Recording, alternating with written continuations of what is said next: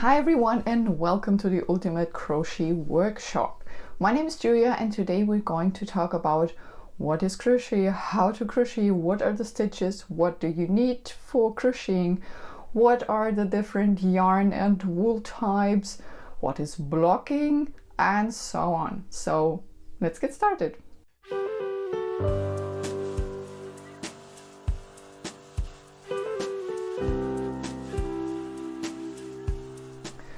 So I actually filmed so many tutorials, but I never did such a huge crochet course. So yeah, if you're new to this topic, if you never crocheted before, if you don't know all the things about the yarn, welcome. So here you go, that's the right place for you. So what do we need for crochet? For crocheting, you'll need a crochet hook. These two here, the sharp needles, are for knitting. We're not going to talk about this today. There are also Tunisian crochet hooks with a cable or very long crochet hooks. This is Tunisian crochet. We're not going to talk about this today. We're going to talk only about the regular crochet. You will need a tapestry needle for sewing your loose ends later, and you'll need scissors. I think you will have these at home. These are specific for crafters, but of course you can just use yours that you've got already at home. If you want to crochet garments, I would recommend a measuring tape, because for this you can measure something like your hat circumference. It's great for hats. Or maybe if you want to crochet such a sweater like me, but you can do it later. So we're doing really the very basics today. You will maybe need this one too. Some patterns are asking for stitch markers, so you will need these. I can recommend the stitch markers from Knit Pro. What is important for crocheters is you'll need one which you can close and open. There are the circle ones, there's only for knitting, so you will need the closure stitch markers or the closing stitch markers. There are some cheap out there on Amazon or eBay. Don't buy them. They're really cheap, but they will break. I recommend the Knit Pro. The Knit Pro you will have for your life, so they won't break. And if you don't have stitch markers at home, you can use contrasting yarn. You can just cut a short piece of yarn and you can use this as a stitch marker. You can use earrings, safety pins, or a paper clip. That's also great. If you'd like to take your crochet project with you, there are project bags out there.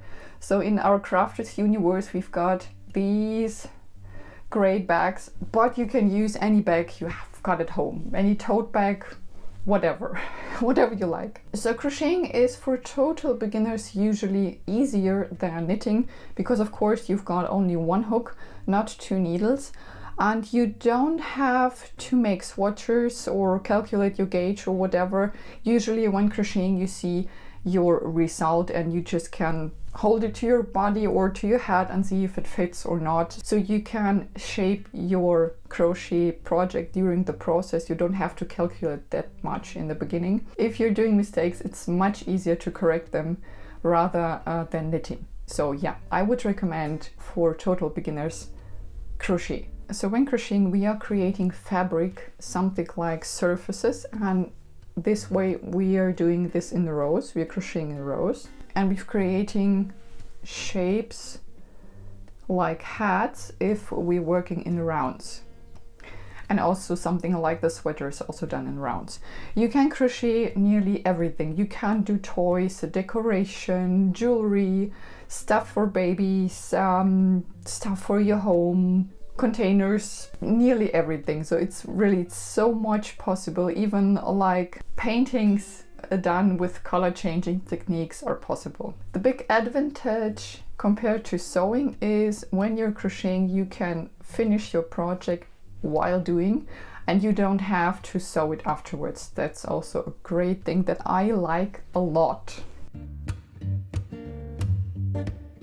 Okay, now let's talk about the yarn or the wool. Which one do you need if you want to start crocheting? So these here are the best for you. That's actually the basic skein or yarn ball. and you can find it nearly everywhere if you want to shop it. So wherever, even at Walmart or just in regular shops, you don't have to go to a specific yarn store. This one is twisted yarn, that's the usual yarn, and you get a really nice cord which you can work with, and that's great for you. These can be found in yarn stores, and this is called a cone.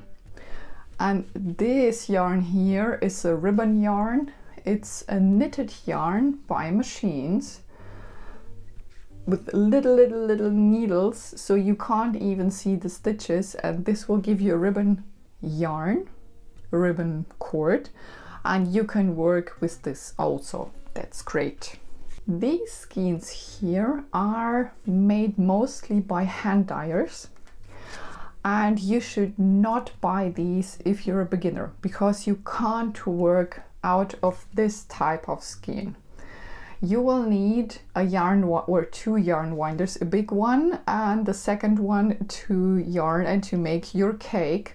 But if you want to work with this as a beginner, just ask the shop if they've got a wind service, so that they wind this yarn for you and make a skein. And this is also possible online, so if you want to buy this online, just ask the shop. Usually they've got the service for this and they can do it for you, and then you can just crochet it from a yarn cake. Another word. So what the yarn cake, and this is what I do with my hubby.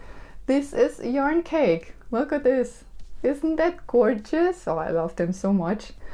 But it's not for beginners. So the difference here is the yarn is not twisted, it's plied yarn, and the single threads here are side by side, but because of this you can create a beautiful gradient yarn. But I would not recommend this for a beginner. So if you want to challenge yourself, just go for it, but it's for advanced. Okay, so just to start, go to your shop, choose a yarn that you like. You can take the cheapest one, it doesn't matter for the beginning. We will talk about the different yarn types later, but just choose one that you like a lot and go for it. And then you'll need a matching hook. So in the German speaking region there's always a label, and the label tells you which needle size you need. So usually there is like 3 to 4 millimeters on the label, and then you know, oh okay, I need a 3 to 4 millimeters hook size to match these. So if you don't know it, if it's not on your label, just ask the seller or Google, ask the internet, you will always find the information. Or if you're buying online, just go into the article product description and it's there, and if it's not there, ask the seller. So now that you've got the yarn and your matching crochet hook, let's do the basic stitches. I'm going to show you how to crochet in rows first, and afterwards how to crochet in rounds. At the very beginning we're gonna need a simple slip knot. For this, create a circle and put the long string under the circle and pull it through. You'll get a loop. Insert your hook through the loop and then tighten, but not too tight. Make sure not to work with the short end, but with the long end from the cone or from your skein. Okay, now let's chain stitches. To chain, you need to yarn over and pull through. So that's your first chain. One more time, yarn over and pull through.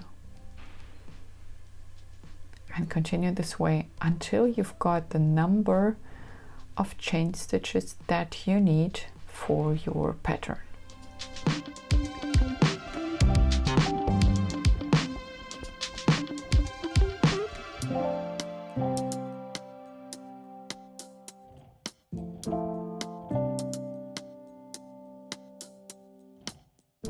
And this is how a crochet chain looks like. These are 20 chain stitches, and now we're going to work our first row.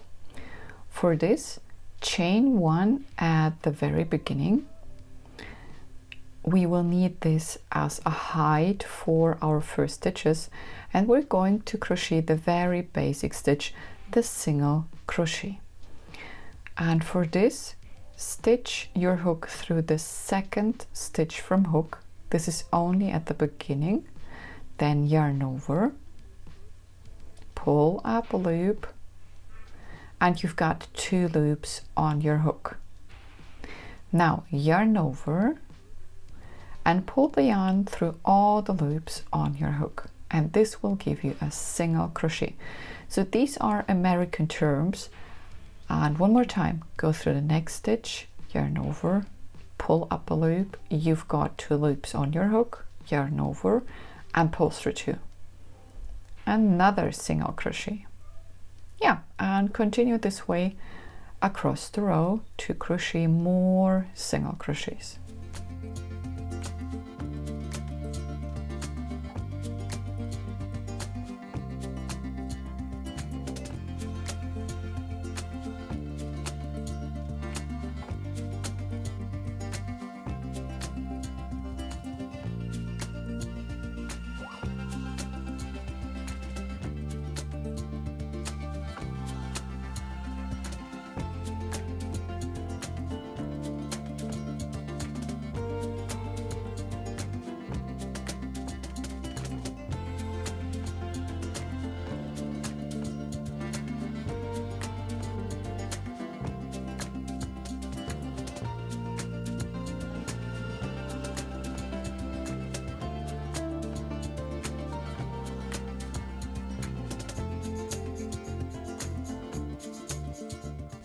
And this is our first row with single crochets. Another stitch that you will need a lot are half double crochets, and for this you're gonna need also 1 chain stitch and then turn your work, and then you'll need to yarn over, and at the beginning we're going to stitch through the second stitch from hook, but we're going under both loops of a stitch. So you've got 2 loops, a front loop and the back loop, and we're going to use both for crocheting from now on. So this is actually, yeah, the standard. So you usually work through both loops. And again, for the half double crochet, yarn over, stitch at the very beginning through the second stitch from hook, go under both loops, yarn over and pull up a loop, and you've got 3 loops on your hook. Now yarn over and pull the yarn through all the 3 loops that you've got on your hook, and that's a half double crochet. One more time, yarn over, go through the next stitch under both loops, pull up a loop, and you've got 3 loops on your hook, yarn over and pull through all the loops on your hook, and you've got another half double crochet. Continue this way across the row.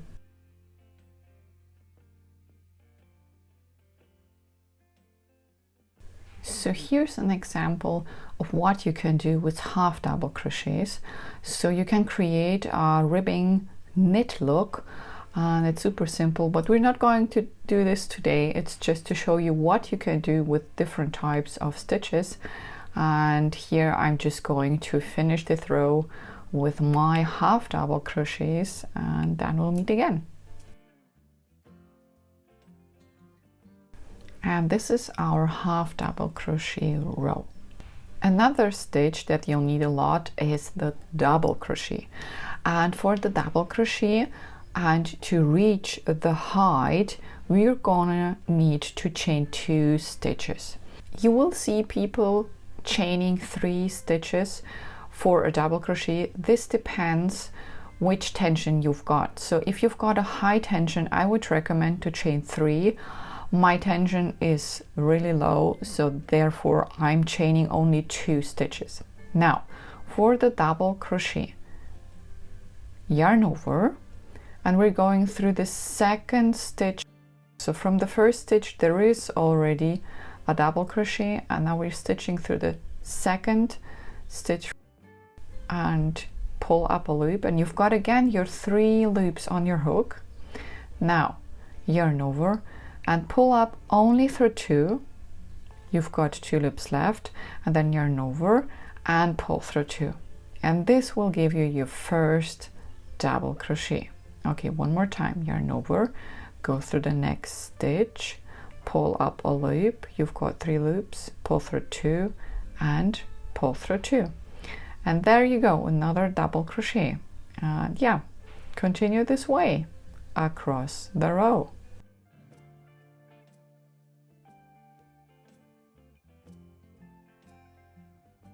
So if you want to mark a stitch that you crocheted, just open your stitch marker and set the marker through the stitch that you've done, and then go through both loops and then close your marker, and this is how you mark a stitch, and then you'll find this place later.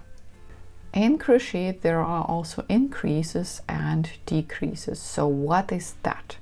If you want to get your crochet piece wider, so if you want to get more width, you'll need to increase, and if you want to narrow it, you will decrease. So how to increase, how to do that? So for this we're going to crochet through the next stitch, and as we're doing double crochets at the moment, I'm going to crochet a double crochet through the next stitch.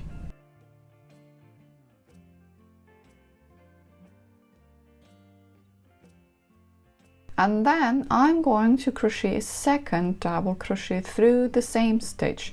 Therefore I'm doing more stitches in one stitch, and this is an increase, so I get 1 stitch more in a row this way. It depends, of course, what my pattern is telling. So sometimes my pattern tells me to crochet 3 double crochets in 1 stitch or 3 stitches in 1, and yeah, you can crochet as many stitches as you want. It just depends on your pattern. And there is another increasing type, especially for sweaters if you're doing the raglan style, so we're not going to explain this, or if you do granny squares, and for this we're crocheting 2 double crochets, chain 1 and 2 double crochets, everything in 1 stitch. So 2 double crochets, chain 1 and 2 double crochets, and this will give you a corner like this. So you see, this creates a corner, and this way you can crochet squares or rectangles. That's a great idea. Yeah, and afterwards you just continue to crochet double crochets across the row. Now let's decrease. So how to decrease? We're going to crochet the half double crochets through the next stitch, but we're not going to finish it. So you see, I've got 2 loops left, so I'm not finishing it through the very last 2 stitches. I'm leaving it like this, and then I'm going to yarn over and I'm going to crochet through the next stitch, so the second stitch, and I also do not finish this stitch. And you see, I've got 2 unfinished double crochets on my hook. I've got extra loops, and now yarn over and pull through all the loops on your hook, and this way we made 1 stitch out of 2 double crochets. So we decreased, we've got 1 stitch less in 1 row. And after this you can crochet your double crochets as usual. You can decrease with 3 or 4 or more stitches at the same time. So you can pick up the next 3 double crochets,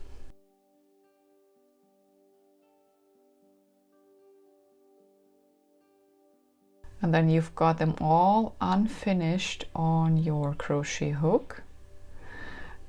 And yeah, you can take a 4th or a 5th to your hook. You can add more stitches to your hook, and then you just yarn over and pull the yarn through all the loops on your hook, and this way you create 1 stitch out of all the picked up stitches. So that's the decrease, and afterwards you just continue to crochet your double crochets as usual.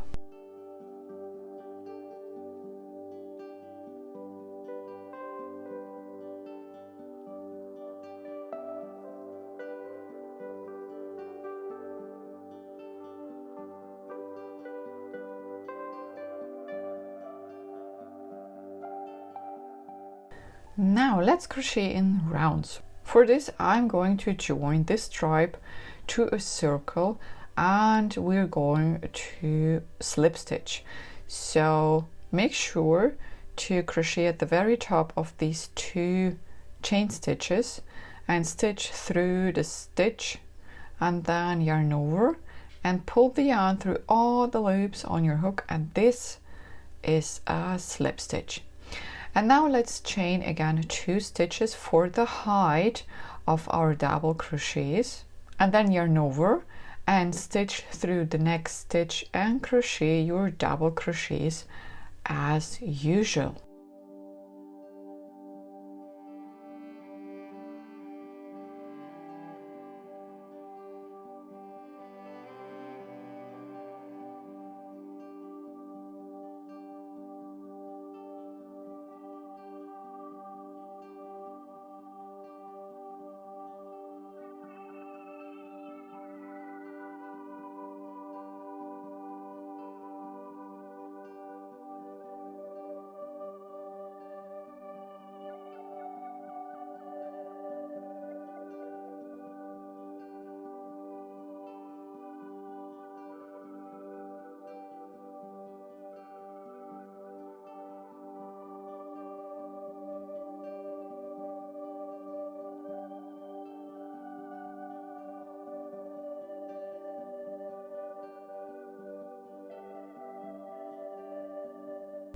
So at the end of the row, let's join the round, and I'm going to slip stitch again through the top of my chain stitches.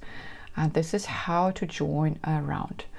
A disadvantage is joining rounds have seams, so you will see a seam afterwards. To avoid that, we can enlarge the very last loop, and then we're going to stitch from behind through the very top of our chain stitches, and then I'm grabbing this loop and I tighten it a bit, and then we're going to pull it from behind through this stitch, tighten, and this way you won't see a seam afterwards. So this is something like an invisible round join.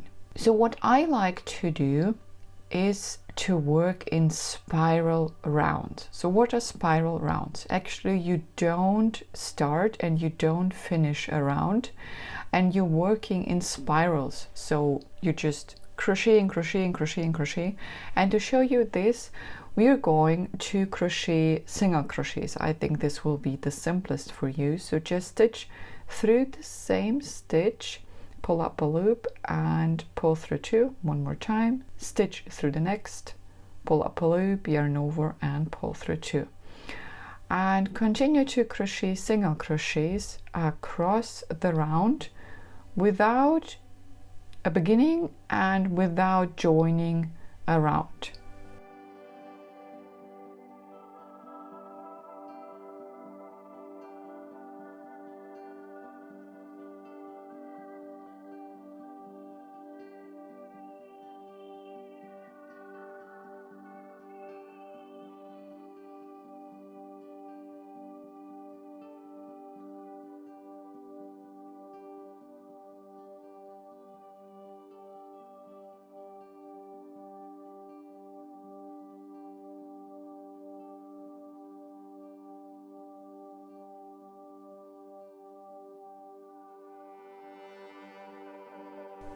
So here's the place where we would usually join our round, and this time we're just crocheting over this place. So crochet your single crochets through the next stitches and don't care about a round join.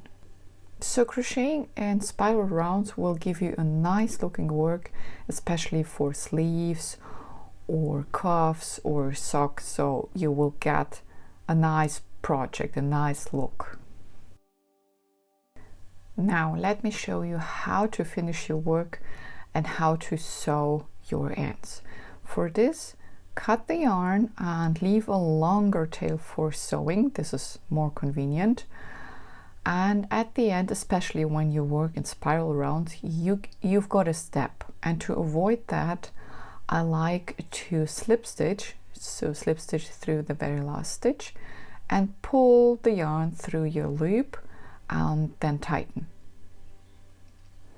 And you see there is no harsh step, so that's great for your look.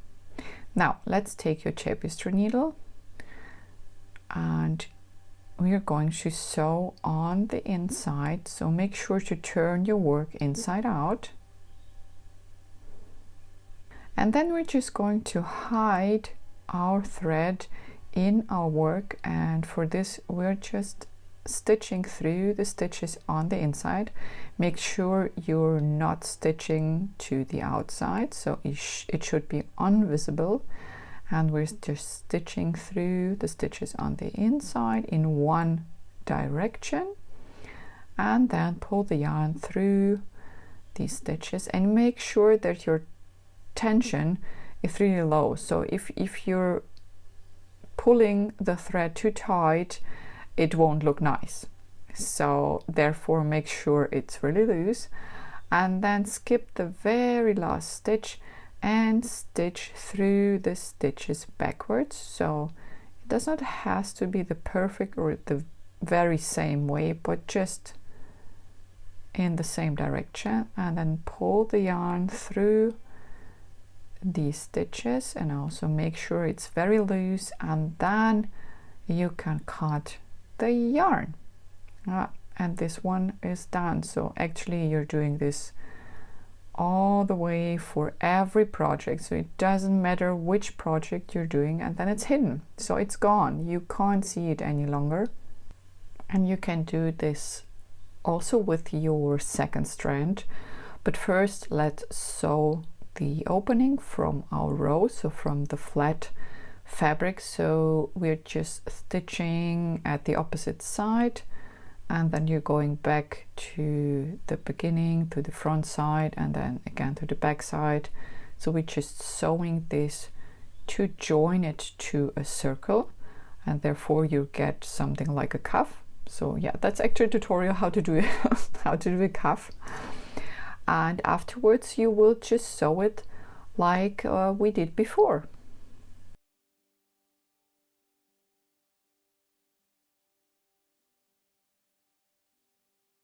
So another thing that's good to know is how to do a knot, and for this I'm creating a loop. You stitch through a stitch and then you're creating a loop, and then we're going 2 times through the loop with our thread and then tighten. Yeah, and this is a knot. So this way you can secure your thread on the inside if you want to hide it, and now just hide it as before. So stitch in one direction and then stitch backwards to hide or to sew your loose ends, whichever pronunciation you like most. Now let's turn this inside out, and then you're done. Ta-da! That's your finished project. If you need more tutorials, maybe on how to change the color or to do other techniques, just go over to my website Woolpedia. I've done a ton of videos. I think there are more than 1,700 videos to watch, and other sources are of course YouTube, Pinterest, or Ravelry. Ravelry is a great website for a huge collection of patterns. Now let's talk about the yarn and wool types. So what are the different types and what are they for?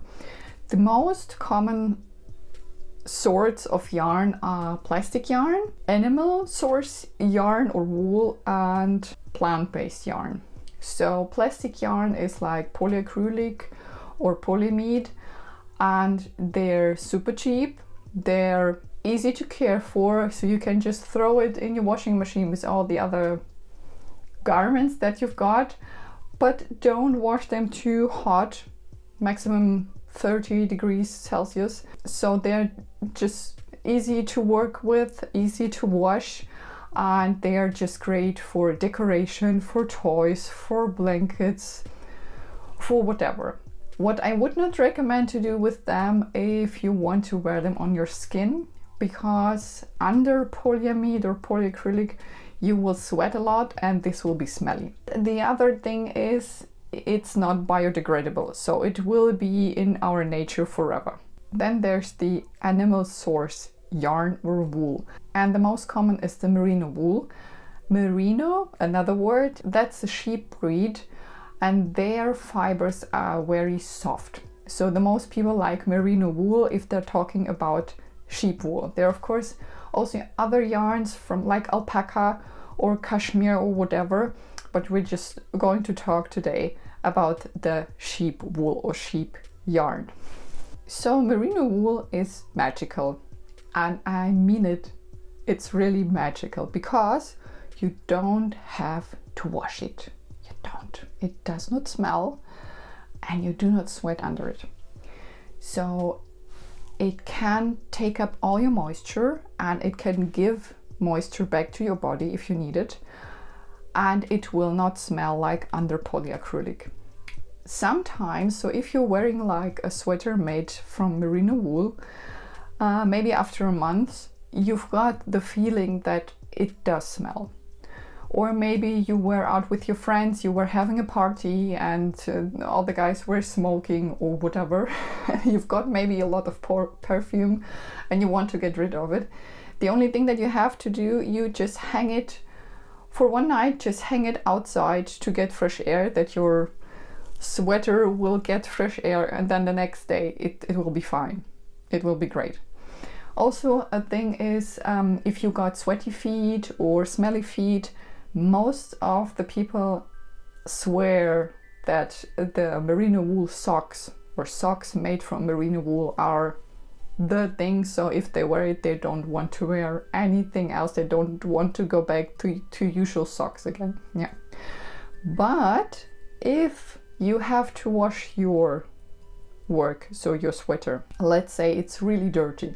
So you were hiking somewhere and it's really dirt on your garments and you have to wash it, then you have to be careful. That's a disadvantage. You should wash it by hand, not too hot, really lukewarm water. Don't wring your work, just press out the water gently, and you have to lay it down on a flat surface, shape it. Don't leave it like wrinkled, so it will be wrinkled afterwards. Shape it that it looks really, really good, and then let it dry. Don't hang it. If you hang it, it will become really stretchy and it won't look good. Maybe it will be too long afterwards. That's a disadvantage. And don't tumble dry it. It will be too short. It will look horrible. It will be peeled, whatever, felted. You won't be able to use it afterwards. Don't tumble dry it, okay? Then there is the thing, you will read superwash on some merino wools. So what superwash? It's literally that. It's super washable. That means you can put it in the washing machine. But if you want to avoid plastic yarn, be sure that superwash means that you've got a plastic coat on your yarn to give you this feature that you can put it in the washing machine, but still, even with superwash, don't tumble dry it and let it dry on a flat surface. I would do it even with superwash. There are superwash options without plastic yarn, mostly with organic yarn, but very rare. So in 99%, if you read superwash, it's plastic. It's a plastic coat. If you want to dry it on a flat surface, what you can also use is, for example, a yoga mat or your sport mat for aerobics. And there are online other surfaces to dry your projects. Merino wool tends to peel, And pilling is also a new word. Pilling means that you will get these little knots all over your fabric. If it's a sweater, you will get it mostly here because this is the region where you move the most. So you would get your pilling here. And there are devices where you can just shave your pilling. It's possible, and then it will look nice afterwards. So pilling is actually a quality sign. If your yarn is pilling a lot, that means there is a lot of merino, and that's good. So you have to get used to it. And now the third category, the plant-based yarns, and the most common are cotton and modal. So cotton is actually, you should know it from your normal garments, and cotton is just a really great base for just everything. You can even cook it in your washing machine if you want, so it's great also for baby stuff, kitchen stuff, like pot holders. You can throw it directly into your washing machine. It's very durable, so you can do it whatever you want with this yarn. It's really, really durable. You can iron it, you can tumble dry it, whatever. So just go cook it, tumble dry it, do whatever you want. So it's really, really durable. The negative thing, it can be really heavy. So if you want like to do a coat or maybe a jacket with it, it will be maybe too heavy. So that's not the perfect option. But as I said, so things like for babies, or if you want to do underwear or maybe summer top, that's your choice number one. Cotton absorbs also moisture, but compared to wool, it's more cooling, not warming. The best cotton is the Egypt or the Egyptian cotton. It's also called Pima cotton. The fibers are very long and they've got a silk touch. They're very soft. And so if you maybe want to crochet a negligee, I would go for Pima or for Egyptian cotton. And then there's the Modal fiber. That's my absolute favorite, and this is this sweater I made from Modal. It's something like a vegan wool. So it's made from wood and it's very soft, very, very soft. So if you've got horror stories from like itchy wool from your grandma, this is so soft, you will love it. So if you try this, you don't want to have anything else. It's really very soft. You can use it for underwear or you can use it for sweaters. It's great for socks. You can just do anything with it. And it's elastic, it's warming, it regulates the moisture. The colors are great. You can dye the colors really vibrant and really brilliant.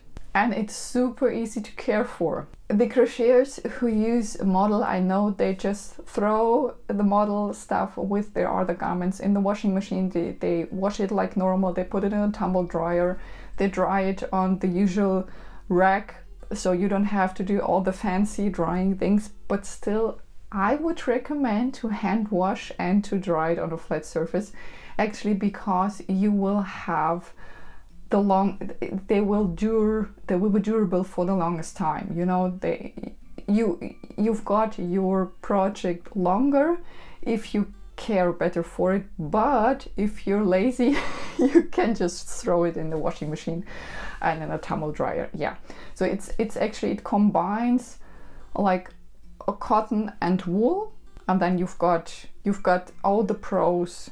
There are of course other materials like silk or alpaca or cashmere, but the things I talked about are the most important. So if you practiced and you're content with what you're doing, just try out all the different types of yarn and see what you like and what you love most. That's the fun part, actually, by trying out things. That's what's great. Yeah, just trying out new colors, new types of yarn, and that's the fun part. And then there's one word we have to talk about, and that's blocking. What is blocking? You will need blocking especially for lace projects. Oh yeah, that's another word. What is lace? Lace are projects especially for shawls. You will work these projects with very thin yarn and they've got a lot of holes in there. And that's lacy. So a lot of holes, very thin yarn, and it looks really gorgeous. I like lace. For this you will need blocking. How to block? First you'll need like a big pot or bowl of cold water, or you can do it in the sink. So just grab your finished project, put it in a bowl of cold water and let it soak thoroughly, completely with water. Then we have to press out the water really gently, do not wring, and then you will let it dry on a flat surface as we talked before. There are blocking mats for that, and if you've got a lace project, you will need blocking pins. For this you will have to span, you will have to pull your yarn in form, and really you have to, it has to be tensioned. You need tension, and then you will have to pin all the sides along your shawl with all the pins, and there needs to be tension, and this way it will, you let it dry, and afterwards you will see the beauty of the lace project. Because while crocheting, most of the time you won't see the beautiful project. So the beginners are thinking, oh my gosh, my work does not look so good, it's not so lacy like in the pattern, but you need to block your work to see the beauty. So this is how it is. That's the final step. So not only crocheting, you will also need to block your work. And blocking is also great if your stitches are not looking good. So beginners will have like not perfect stitches, smaller and bigger stitches, and it looks just imperfect, and that's completely okay. Every designer, every big whoever crocheter started like you, so we all had these imperfect stitches. And what blocking does, it relaxes your project, it relaxes your yarn in your project, and it will give your project a more beautiful look. So you can block your work, whatever it is, even a sweater, but you don't have to pin it. So you don't need the pin needles, just put it in water, let it soak, and let it dry on a flat surface. After pressing the water gently out of your project, just shape it that it looks beautiful. Just don't leave it wrinkled. Shape it that it looks beautiful, and afterwards you will get a nicer look. It will look much nicer if you block your work. And the final tip would be start with smaller projects. Just do really little things, so like appliques, or I don't know, bunny rings, or just even a sleeve for your smartphone. Smaller projects will give you faster results, and you won't get discouraged if you start with the sweater at the beginning. Yeah, you will get more serotonin when doing more in a shorter period of time. And the other tip would be, if you're working on a pattern, if you do not understand it today, just leave your work like it is, don't throw it away, and don't start anything else. Or maybe if you want to, you can have multiple projects side by side, but just leave it like it is. Normally or usually you will understand it a day or 2 or 3 days later. It's just sometimes it just makes click, or you maybe watch some videos and you understand it afterwards. So just leave it and give it some time. I hope this video was helpful. I've got more than 1,700 videos online until today, and if you've got a question, let me know. Maybe I can link to a specific video, and if not, maybe I will do a new one. So let me know if you've got questions. Yeah, and now just happy crochet, have fun, and until next time, bye bye.